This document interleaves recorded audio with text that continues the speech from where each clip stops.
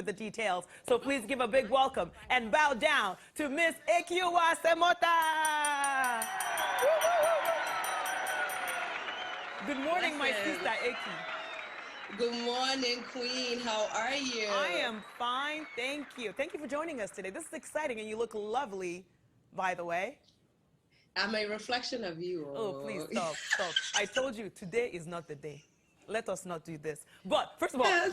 before we get to talk about your Queens, which you started, you have a renowned performing arts company, Eki. You're also a speaker and a designer. Yes. And you started your career in the arts at 9 years old. Is that all correct? Do we need to add more to this list, Eki, or just what did I miss out?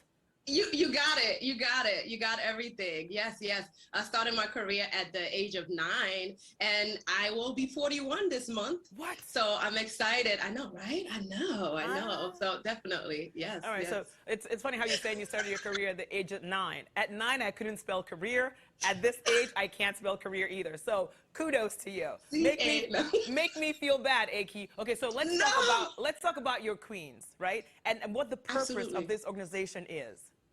Yeah, Your Queens was started in January of 2015. And honestly, it came as a vision. I put God first in everything that I do. And it was a vision. I went to a birthday party one day, and with a lot of our children, black and brown children running around. And I didn't see any representation. There were some characters over there, different characters who didn't represent us as a people. So it was a vision where I had the idea to start the company where we portray real African queens, nonfiction, to tell their stories, like Queen Amina, Makeda, Queen of Sheba, Goddess Isis, King Tut.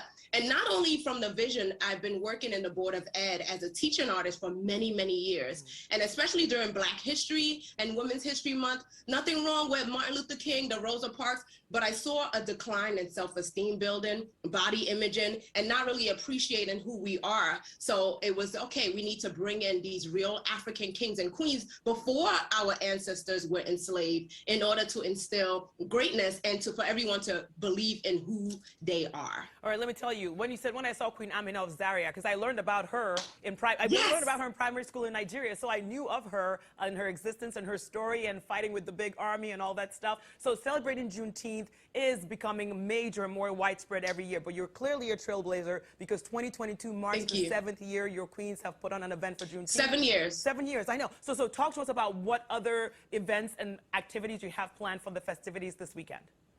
Yeah, so this weekend we're celebrating our 7th year anniversary of Your Queens, and we're doing it in collaboration with Juneteenth, because this is a time for us to honor our ancestors, what they have overcome, what they have gone through, and where we are today, honoring our modern day kings and queens. So you're gonna get to meet the queens. They're going to be dressed like Queen Amina, Queen Nana Santiwa. They're going to tell their stories in a very fun, fashionable way. We also get to honor 7 people who's made an impact in our lives and in the lives in the world as well. So some of our family and friends who supported us since day one. We also started a rites of passage ceremony for young girls and a mentorship program, for young boys. So we have been growing for the past 7 years, and I always say, like, follow your dreams, follow your vision.